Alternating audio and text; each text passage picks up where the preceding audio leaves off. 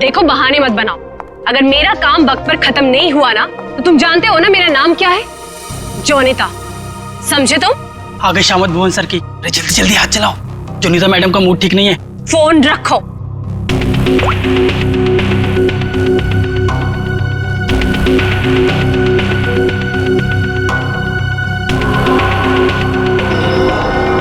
भुवन! जी madam, क्या हुआ? क्या है? हाँ, क्या है ये? तुम्हें अच्छी तरह से पता है कि कल सवेरे एग्जीबिशन है और हमें इस फिश की डिलीवरी करनी है, तो इस फिश का काम अभी तक पूरा क्यों नहीं हुआ? मैडम, आप मुझ पे क्यों चिल्ला रही हैं? इस पे लाल रंग होना है, खूनी लाल। और वो सप्लायर वो पेंट लाकर नहीं दिया तो मैं क्या कर सकता हूँ मैडम? क्यों नहीं लेकर आया? उसे वो रंग नहीं मिला, खूनी लाल। अरे तो उससे बोलो ना कि लेकर आए वो खूनी लाल रंग घोड़े वो। मैडम, आग लगाने वाली बात करता है वो। कह रहा था खूनी नहीं हुआ तो खूनी लाल रंग कहाँ से लाऊं? What? That's so strange. वो ऐसा कैसे बोल सकता है कि इस फिश में ऐसा कि होल कैसा? आप ही ने तो बोला था मैडम, कुछ मूवमेंट दिखाने के लिए उसमें कोई मोटर वोटर लगाएंगी शायद।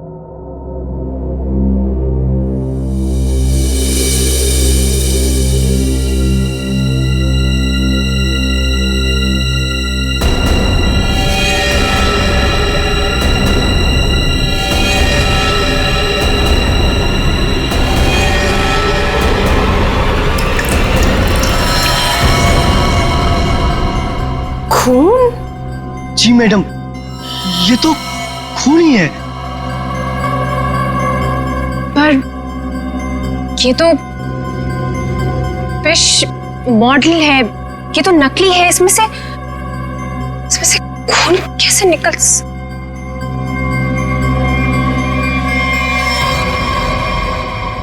किसने किया है मेरे साथ ये घटिया मजाक? हाँ, कौन है तुम में से वो जो मुझे डराना चाहता है?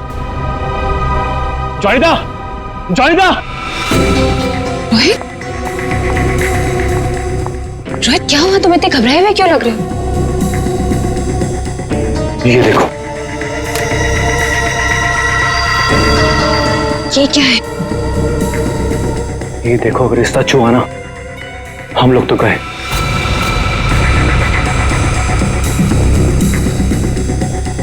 देखो,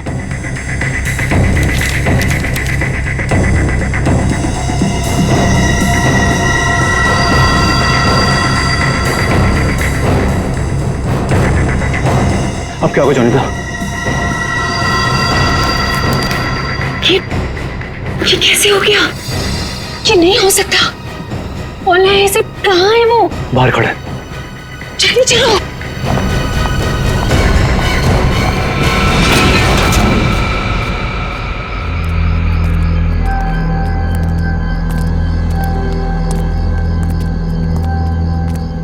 यहाँ तो कोई नहीं दिख रहा है। अरे यहीं पर तो था, पता नहीं कहाँ चला गया। रोहित, तुम्हें समझ में आ रहा है? हम दोनों बहुत बड़ी मुसीबत में फंस गए हैं। शांत हो जोनिता। रोहित, तुम्हें अच्छी तरह से याद है उसने यही तुम्हें इंतजार करने के लिए कहा था? हाँ, वो सिर्फ हमारे लिए तो यहाँ पर आया है। वो तो आया है, लेकिन वो कहीं दिखाई भी तो नहीं दे रहा है ना। अब हम क्या करें? तो एक काम करो, तो यहीं पर रुको, मैं जाके देखता हूँ। ठीक है, do it fast.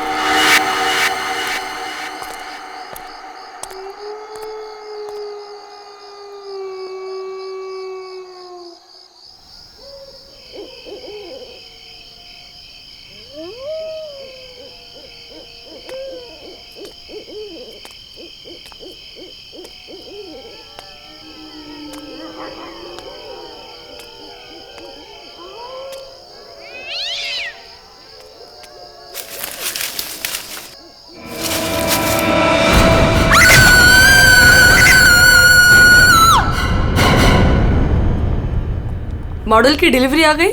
Ji madam, कल रात को ही आ गई। कितने बजे? रात को 1:30 बजे।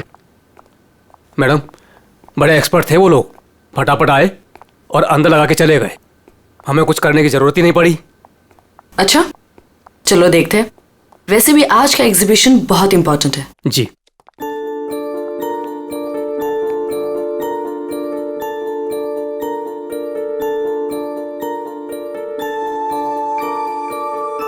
म्यूजिक म्यूजिक कहाँ से आ रही? जी मैडम, अंदर से आ रही है। सेंटर तो अभी तक खुला नहीं मैम। फिर अंदर से आवाज कैसे आ सकती है?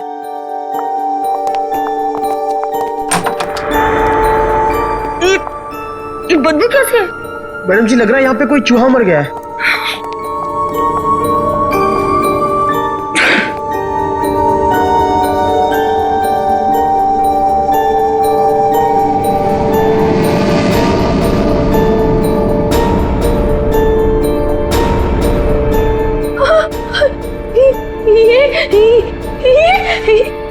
मैडम जी, ये तो हड्डियां है।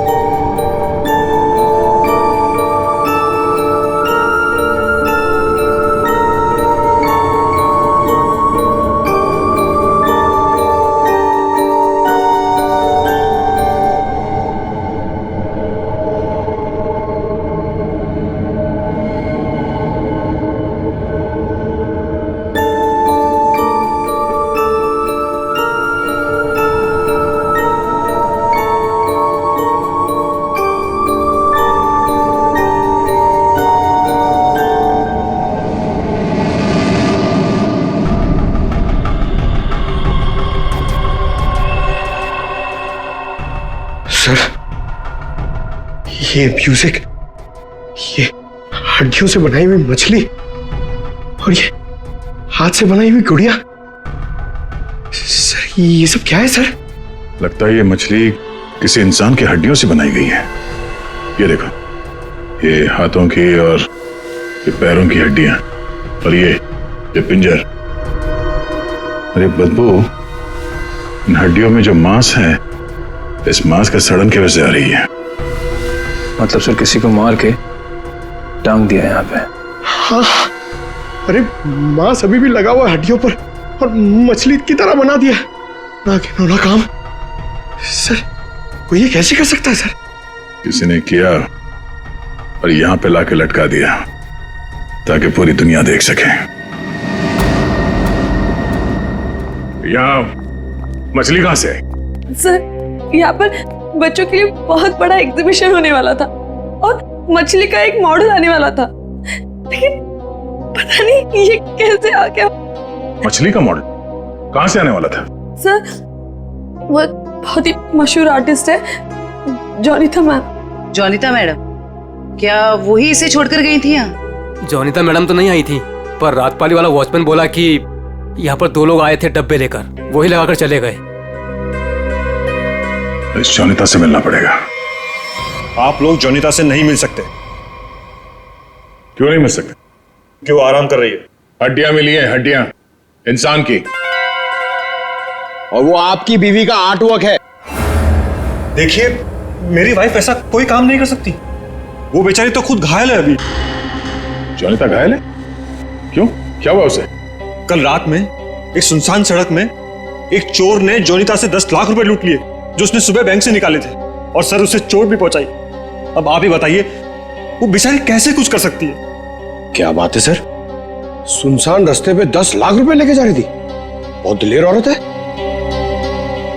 मिस्टर चिमन, जॉनिता के साथ जो कुछ भी हुआ उसका बेहद अफसोस है हमें, लेकिन हमारा उनसे मिलना बहुत जरूरी है। सिर्फ 3-4 सवालों के जवाब चाहिए, उसके बाद हम लोग यहाँ से चले जाएंगे। उन्हें कोई तकलीफ होने नहीं देंगे हम। लेकिन सर, वो तो आराम कर रही है। खून का मामला है ये। लेकिन सर, मैं आपसे कह रहा हूं, अगर जॉनिता हमारे सवालों का जवाब यहाँ पे नहीं देगी तो उसे ब्यूरो आना पड़ेगा। सोच लीजिए।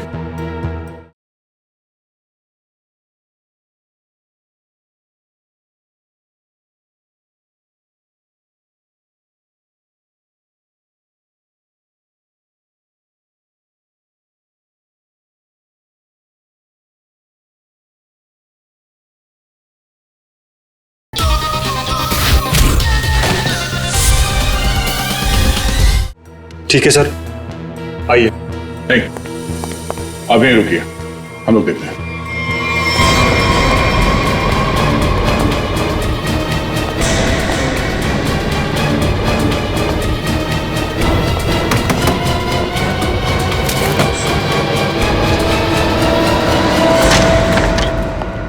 आप लोग कौन है और ऐसे कैसे अंदर? चिमन, कौन है ये लोग? सीआईडी। सीआईडी? आप लोग इतनी जल्दी? जी हाँ, पहले ये बताइए कि आपके साथ हुआ क्या था? सर, कल रात की बात है। मैं अपना काम खत्म करके वर्कशॉप से घर आ रही थी, तभी कुछ बदमाशों ने मुझे घेर लिया और मेरा ब्रीफकेस मुझसे छीन लिया। उसमें 12 लाख रुपए थे। ये जो मार्क्स आप लोग देख रहे हैं, ये सब उन लोगों की वजह से है। आप लोग इसीलिए आए हैं ना? 12 लाख की 10 लाख?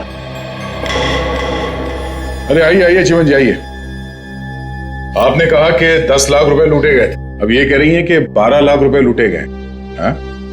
कमरे के बाहर से अंदर आते आते 2 लाख रुपए बढ़ गए। कमाल है। खैर ये बात छोड़िए, मुद्दे की बात पर आते हैं। ये बताइए, एग्जीबिशन में आपने इंसानों की हड्डियों से बना हुआ मछली का मॉडल क्यों भेजा था? इंसान की हड्डियों से बना हुआ मछली का मॉडल में? हाँ।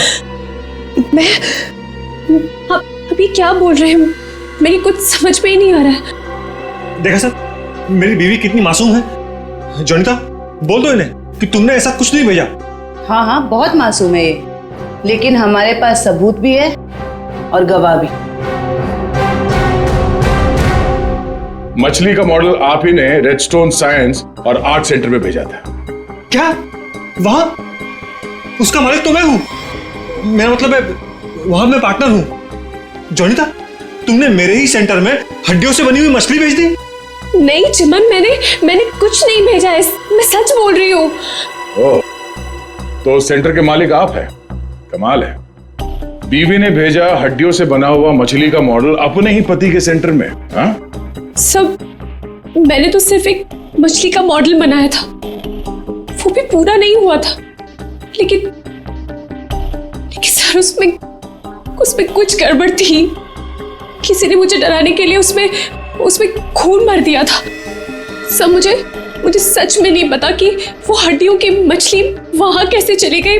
मैं सचमुच नहीं जानती सर, सचमुच नहीं जानती। अच्छा, कोई तो लाया होगा। कोई तो वजह होगी हड्डियों की मछली बनाने की। अगर आपको नहीं पता तो आपके वर्कशॉप में बाकी के लोगों से पूछताछ करनी पड़ेगी कि वो हड्डियां कहां से आई। सर, मुझे पता है आपको किसकी गर्दन पकड़नी चाहिए। किसकी? ईशान और रुपेश। सर, ये दोनों मेरे पार्टनर्स इस सेंटर की ओनरशिप में।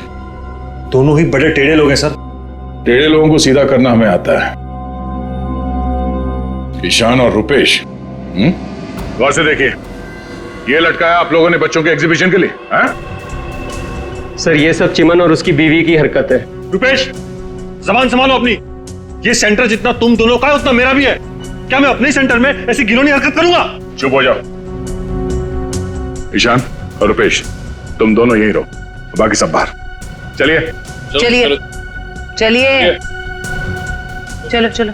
अरे मैंने तुमसे कहा ना, इस एग्जीबिशन की जिम्मेदारी चिमन पे मत छोड़ो। अब देखो क्या हो रहा है। वो अपनी बीवी जोनीता के पास चला गया और हम दोनों को ये सब भुगतना पड़ रहा है।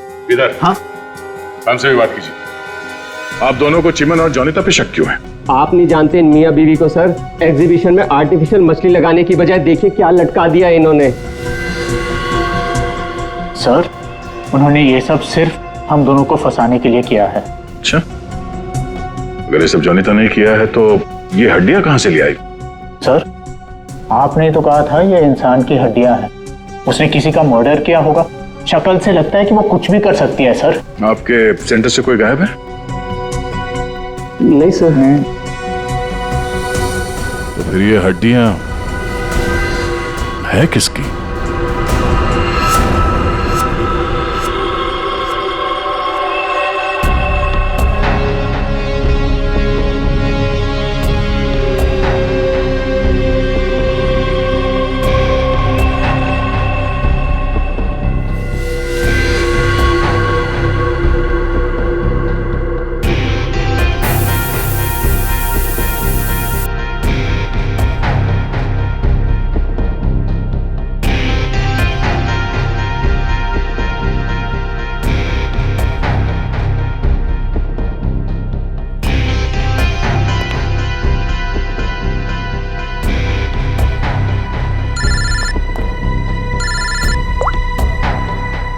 बोलो।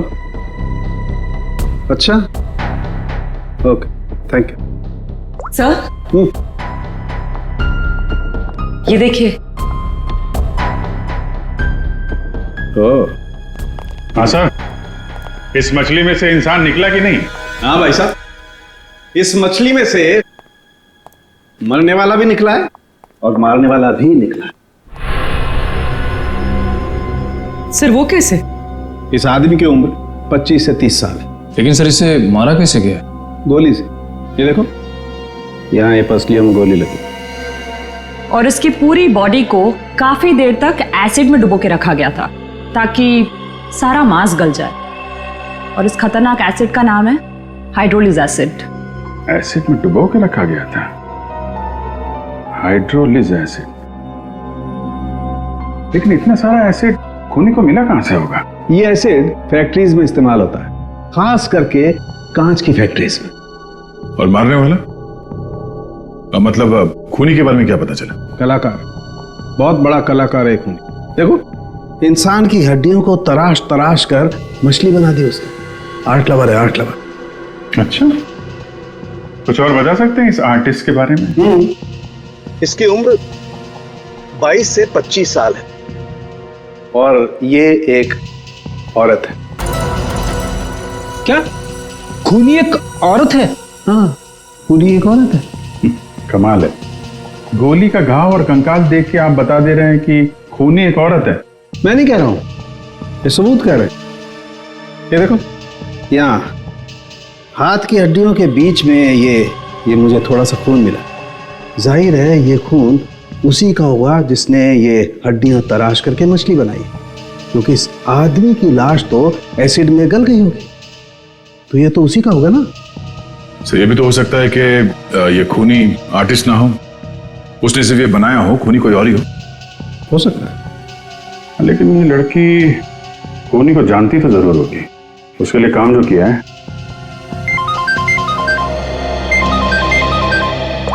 चलो,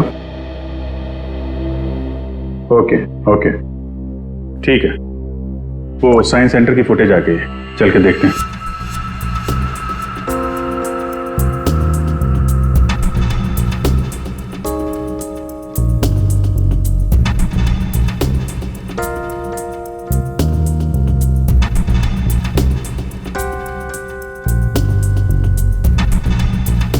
वैन तो आई है सर यहाँ पे।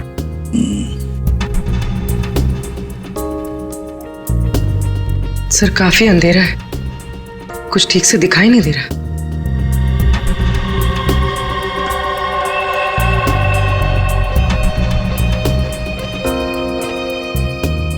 भले अंधेरा हो मगर निखिल, दोनों के फोटोग्राफ्स सारे पुलिस स्टेशन में भेज दो, इनके बारे में पता लगाओ।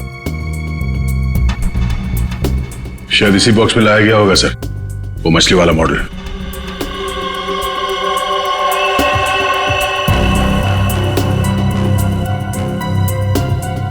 ये वैन में कुछ लिखा हुआ है, तो जूम करो इसमें।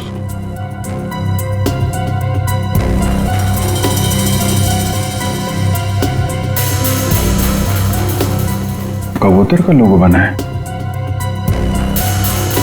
और बीपी से तो कुछ भी हो सकता है सर। एक काम करते हैं पूर्वी, गवर्नमेंट रजिस्ट्रेशन एजेंसी से पता लगाओ, देखो क्या ऐसी कोई कंपनी है, कोई एस्टैब्लिशमेंट है, कोई दुकान हो जिसके लोगो में कबूतर बना हुआ हो, उनके साथ ये मैच करके देखते हैं ये कबूतर, शायद खूनी के बारे में कुछ पता चल जाएगा। सर, हाँ, तीनों म्यूजिक डायरेक्टर आ गए।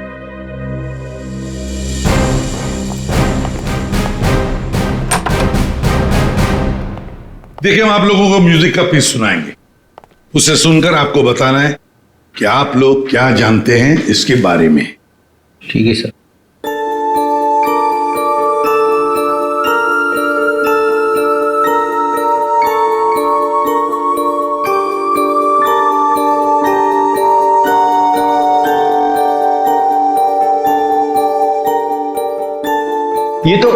ये तो मेरा म्यूजिक है सर। I mean, मैंने ही इसे रिकॉर्ड करवाया है। लेकिन सर, किसी को मार के उसकी हड्डियां लटका दी गई हैं। वहां बज रहा था ये म्यूजिक। सर मुझे नहीं पता कि किसके मर्डर में इसका इस्तेमाल हुआ है। आप लोग प्लीज मेरा यकीन कीजिए सर, मैं बेगुनाह हूँ। आपने ये पीस किसके लिए रिकॉर्ड किया था? म्यूजिक क्लास के लिए, AJK स्कूल। सर वैन पे जो लोगो था वो किसी ब्लू पिजन लॉन्ड्री का है। Blue pigeon laundry?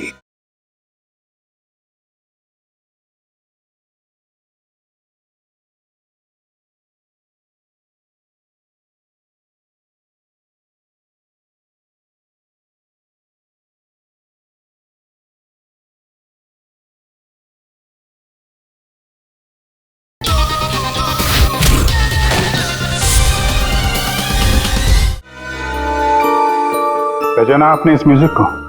हाँ, ये तो हमारे स्कूल के बच्चों के लिए म्यूजिक है। पर इसका किसी के मौत से क्या लेना देना? और ये कहाँ मिला आप लोगों को? Redstone art and science centre. Redstone art and science centre?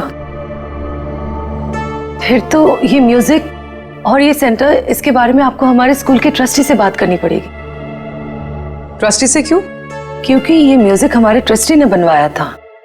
और हैरानी की बात तो ये है कि वो भी इस redstone art and science centre में जाने वाले थे। जाने वाले थे? हाँ, पर पता नहीं गए भी कि नहीं। कल रात से 2-3 बार उनका फोन ट्राई कर चुकी हूँ, लग ही नहीं रहा है सर। क्या नाम क्या है उनका? मिस्टर रोहित कुमार। रोहित? कहीं ऐसा तो नहीं कि म्यूजिक गुड़िया और हड्डियों वाली मछली किसी किस्म की धमकी या कोई मैसेज हो? और भी एक काम करो, एग्जीबिशन की गेस्ट लिस्ट निकालो, चेक करते हैं गुड़िया, मछली और म्यूजिक, इन तीनों से और कौन कौन जुड़ा हुआ है। शौनक, ये गुड़िया ये तुम्हारे हैंडीक्राफ्ट मिल्स में थे बनती है ना? क्यों? चिमन के साइंस आर्ट सेंटर में इंसान की हड्डियों से बनी मछली के साथ लगा हुआ था ये। कमाल है, अब डर तो गए पर हैरान नहीं हुए? नहीं सर, मैं हैरान हूं, मैं तो बहुत हैरान हूं सर। मेरा कुछ लेना देना नहीं है सर इस सबसे। मजाक किया किसी ने। मजाक बहुत हो गया, अब जरा खुल के बताइए। और मैं आपको याद दिला दूं कि आप CID ब्यूरो में हैं, यहां गूंगे भी बोलने लगते हैं। सवाल पूछने से पहले ही पसीना छूट गया हैं? अब ये बताओ, वो मछली इस चीज के साथ क्यों लटकाई गई थी? मुझे कुछ नहीं पता सर, और वैसे भी ये गुड़िया तो कोई भी खरीद सकता है। बात तो सही है, गुड़िया तो कोई भी खरीद सकता है ना? चलो ठीक है, कोई बात नहीं, तुम जा सकते हो।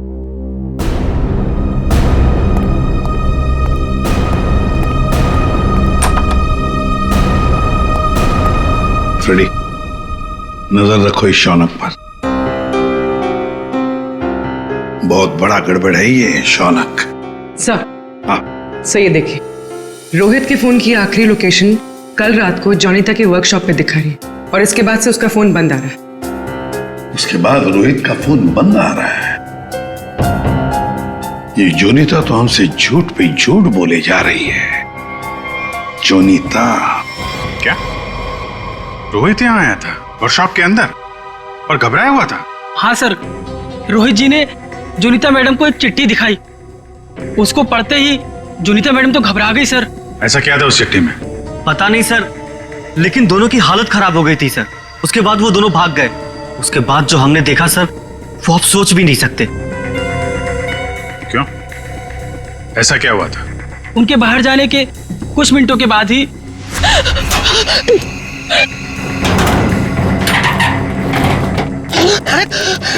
मैडम, ये क्या हुआ आपको? कुछ नहीं, चुप रहो, बिल्कुल शांत रहो। ये बात यहाँ से कहीं बाहर नहीं जानी चाहिए। खोलो दरवाजा, खोलो दरवाजा, खोलो जॉनी, दरवाजा खोलो। मैं मरना नहीं चाहता, वो मुझे मार देगा। तुम ऐसा नहीं कर सकती जॉनी दा। अरे ये तो रोहित साहब की आवाज है। मैडम दरवाजा तो खोलिए आप। नहीं, कोई दरवाजा नहीं खुलेगा, कोई दरवाजा नहीं खुलेगा। जॉनी तो दरवाजा खोलो। दरवाजा नहीं खोलेगा और वो मछली उसे चला दो, अभी यहाँ से चला दो उसे।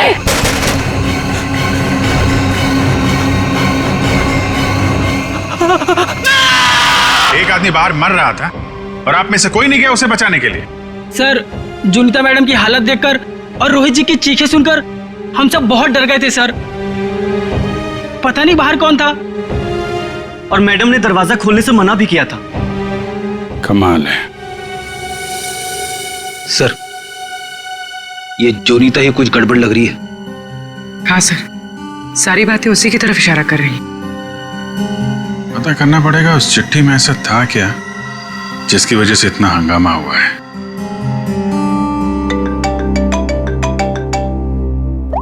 हेलो, हाँ, ओके ओके ओके ओके, ठीक है, थैंक यू वेरी मच। जिस वैन से वो हड्डियां सेंटर पहुंची थी ना, वो लॉन्ड्री वैन का ड्राइवर काम पे वापस आ गया है।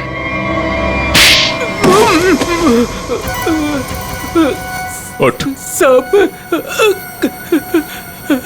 कीलू, यही नाम है ना तुम्हारा? हाँ साहब।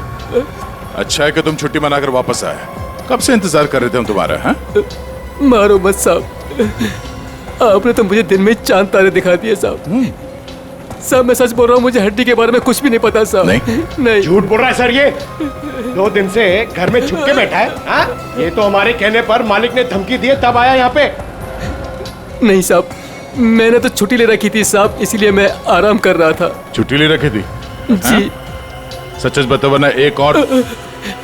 नहीं साहब, मैं सब सच बता देगा साहब। पूछिए, आपको क्या पूछना है साहब? तुम्हारी वैन वहाँ साइंस सेंटर में कैसे पहुंचा? साहब 6 अप्रैल की शाम को मुझे एक फोन आया था।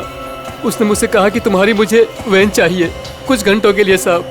बस मेरा काम इतना था साहब कि मुझे वो कांच की बंद पड़ी हुई फैक्ट्री के सामने अपनी गाड़ी खड़ी करनी थी साहब। बस इतना ही मेरा काम था साहब। किसी ने कहा और तूने कर दिया, सोचा नहीं क्या होगा उसका? साहब उसने मुझे 25,000 भिजवा दिए थे ना, इसलिए मैंने फिर कुछ सवाल नहीं किया साहब। बिना सोचे समझे काम करोगे तो ऐसे ही फंसोगे। गलती हो गई साहब। चल, गलती हो गई। खून तो इस ग्लास मिल में हुआ है, अब वहीं हड्डियों का मांस उतारा गया होगा। निकले, काम करो, इस कीलू का फोन ले लो। इसको फोन करने वाले के बारे में हम खुद पता लगाएंगे। तब तक इस ग्लास मिल में है क्या देखते हैं।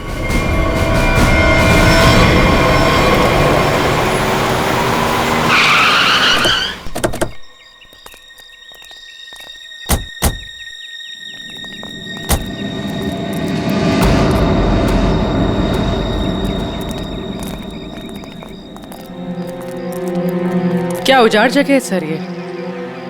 क्या सच में कीलू ने अपनी वैन यहाँ पर छोड़ी थी? कीलू के पास झूठ बोलने का ऑप्शन है नहीं, वो हमारी गिरफ्त में है और झूठ बोलने का अंजाम वो अच्छी तरह से जानता है।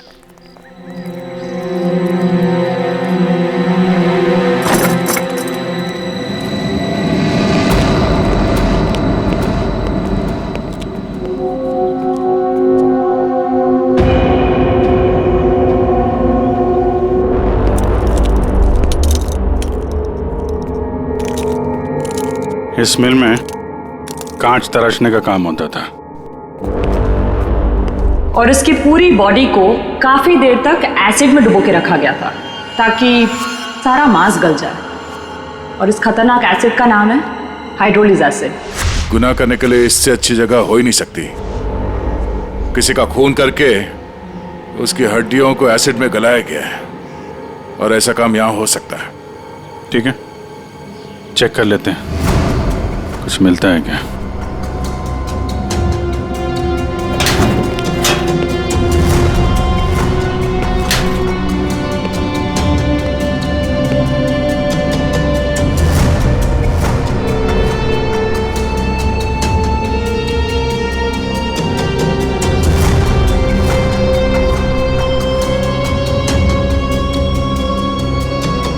बाथटब और यहाँ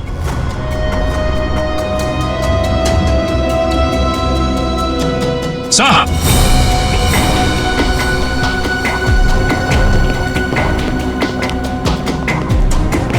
हाँ सचिन, ये देखिए सर, बाथटब के ऊपर खून लगा हुआ है। फैक्ट्री के अंदर बाथटब और बाथटब में खून। लगता है बॉडी पे एसिड डाल के इसी में गलाया गया है। मांस अलग, हड्डियां अलग। ये देखो, जले हुए मांस का अंश लगता है। सर, यहाँ पर कुछ है। पूर्वी नहीं, हाथ मत लगा। एसिड होगा, उंगलियां जल जाएंगे। किसी और चीज से निकालना पड़ेगा। एक मिनट सर, ये कुछ है, इससे निकलेगा।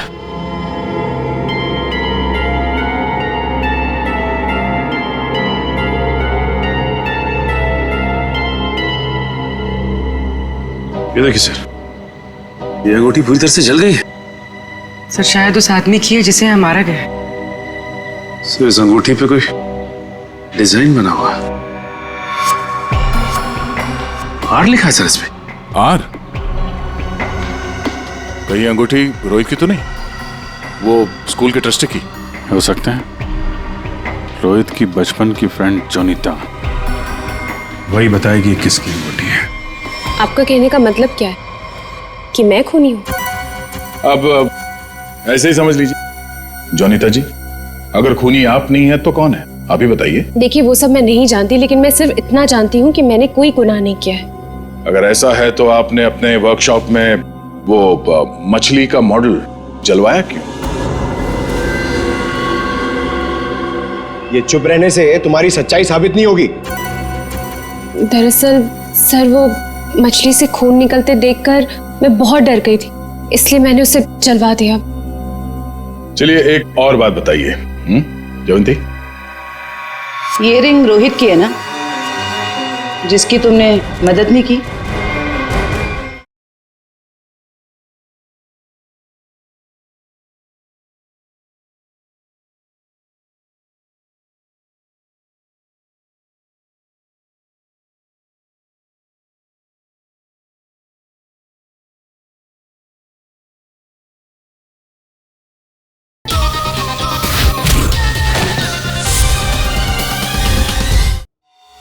ये रिंग रोहित की है ना, जिसकी तुमने मदद नहीं की?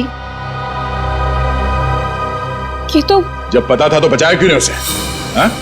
हमें पता है कि उस रात वर्कशॉप के बाहर रोहित तुम्हारे साथ था। क्या हुआ था वहां पे? उसकी मदद क्यों नहीं की तुमने? बताओ। कौन था उस रात तुम्हारी वर्कशॉप के बाहर?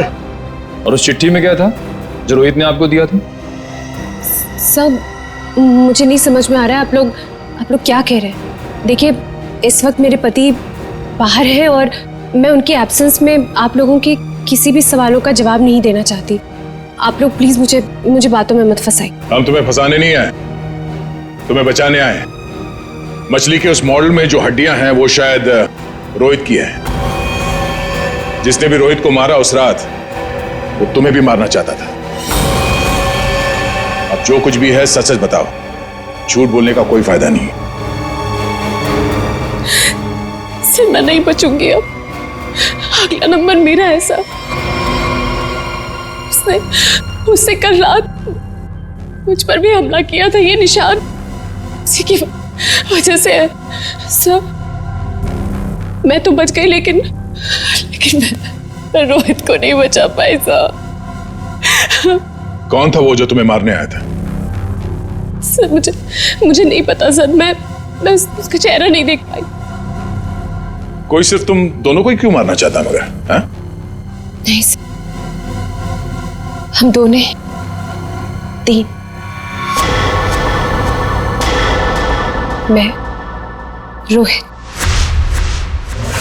और शौनक। शायद कोई हम तीनों से उस राज के लिए बदला ले रहा है। कौन सा राज?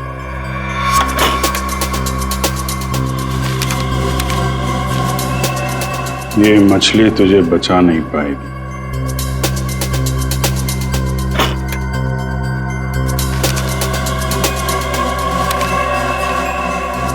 ये गुड़िया का खेल बहुत जल्दी खत्म हो जाएगा।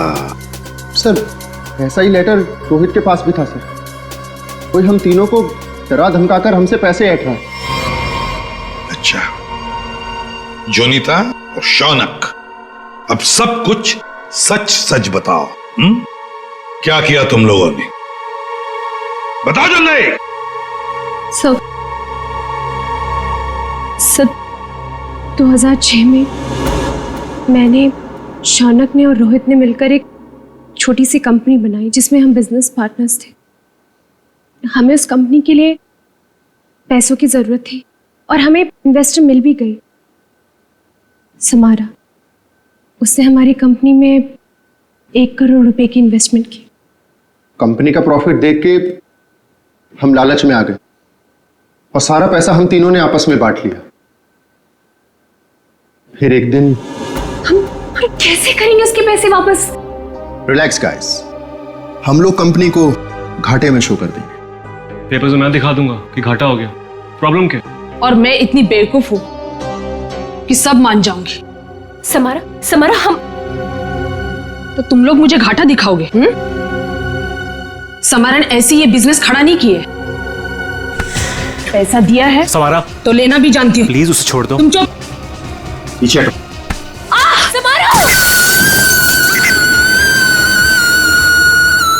सब हमने पैसों की हेराफेरी जरूर की है, पर हमने किसी को मारा नहीं है। वो तो सिर्फ एक एक्सीडेंट था बस। हमने कंपनी बंद कर दी और अपने अपने रास्ते चले गए। और अब 10 साल के बाद हमारा पीछा करते हुए कोई यहां तक आ जाएगा, हमें नहीं पता था सर। और सर, उस रात को मैं रोहित के साथ वर्कशॉप के बाहर इसीलिए आई थी क्योंकि मुझे उस इंसान से मिलना था जिससे ये बॉक्स और चिट्ठी दी थी मुझे। सर, लॉन्ड्री में जिस नंबर से फोन आया था उसका पता चल गया है। वो चिमन का नंबर है।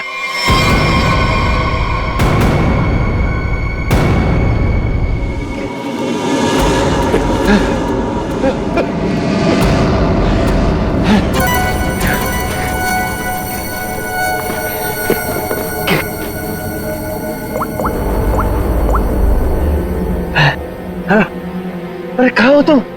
फंस जाऊंगा मैं, जल्दी आओ। अच्छा कहो।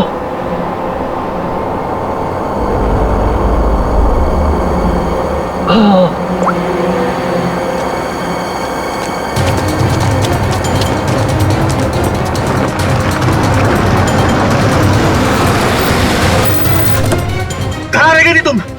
मेरी गर्दन तो बस गई थी समझो। पहले ये बताओ कि तुम सीआईडी से बच के निकले कैसे? तुमसे किसने कहा कि मैं सीआईडी से बच के निकला? मतलब? सामने देखो।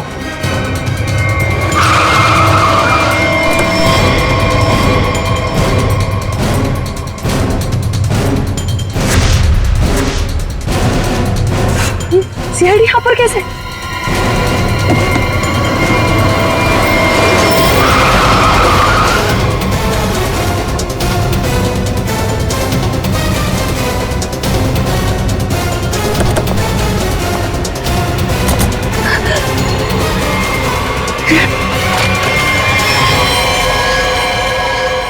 मुझे धोखा दिया?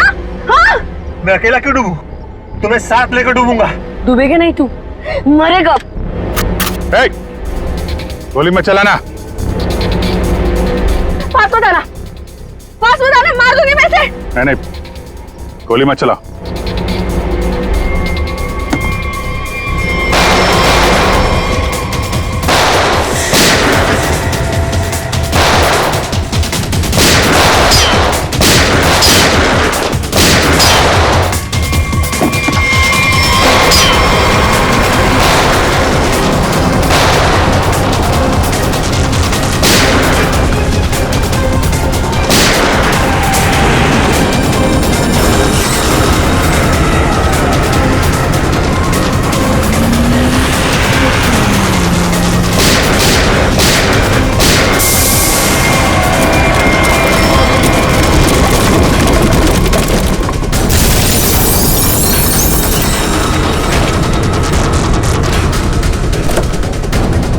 निकल।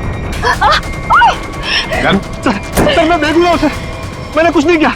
मैं तो मालविका के प्यार में बहक गया था सर। बड़े बड़े बहके लोगों को हमारी जेल ठीक कर देती है, तो बाकी का जेल में बहक लेना। बेवकूफ है, कुछ भी ढंग से छुपा नहीं पाया और सीआईडी से मिल गया, इडियट। हाँ, इसके पास हमने ऑप्शन नहीं छोड़ा था।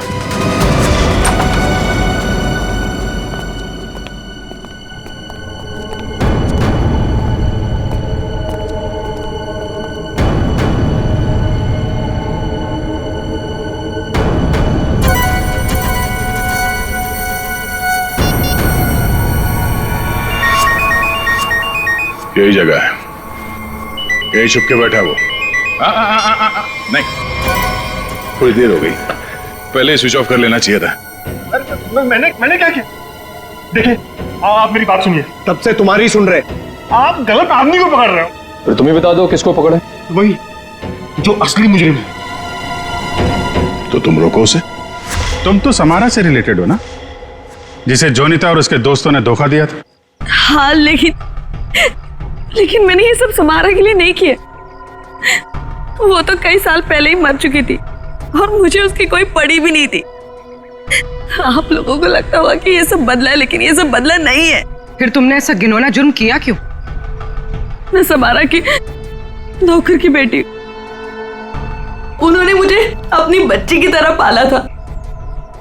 समारा के मरने के बाद सारी प्रॉपर्टी मेरे नाम हो गई थी क्योंकि उनका कोई वारिस ही नहीं था। लेकिन मैंने अपनी बेवकूफी की वजह से सारी प्रॉपर्टी गंवा दी और जिंदा रहने के लिए एक मामूली सी नौकरी करनी पड़ी। हाँ? करोड़ों के कर्जे में डूब गई मैं। तो जोनिता, रोहित, शौनक और उनके पुराने कंपनी के कागजात, वो धमकियां, रोहित के दर्दनाक मौत, इस रात से कैसे चल पड़ी तुम? मैं समारा के पुराने ऑफिस गई थी। वहां पर मैंने कुछ कंपनी के पुराने पेपर्स देखे।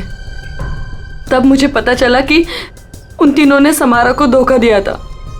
मैं चाहती तो मैं पुलिस में जा सकती थी, लेकिन पैसे में मेरी जान अटकी थी। तो तुमने तीनों को ब्लैकमेल करने की सोची? सोचा अमीर लोग हैं, मोटी रकम मिल जाएगी। हाँ, सबसे पहले रोहित ने हमें पैसे दिए और जब जोनिता और शौनक की बारी आई तब वो उन्हें बचाना चाहता था। अच्छा, तो रोहित तुम्हारे प्लान के बीच में आ गया, इसलिए मारा गया, है ना? हाँ, और उसकी वो हालत देखकर ही जोनिता और शौनक ने हमें पैसे दिए। लेकिन आप सब बीच में और मेरा सारा खेल चौपट कर दिया। इतनी प्लानिंग अपने पैसों को संभालने में लगाया होता तो इस हालत में नहीं होती। जुर्म के रास्ते चलने पे पैसे नहीं, जेल की सलाखें मिलती हैं। और जो जुर्म तुम लोगों ने किया है उसकी एक ही सजा है, फांसी।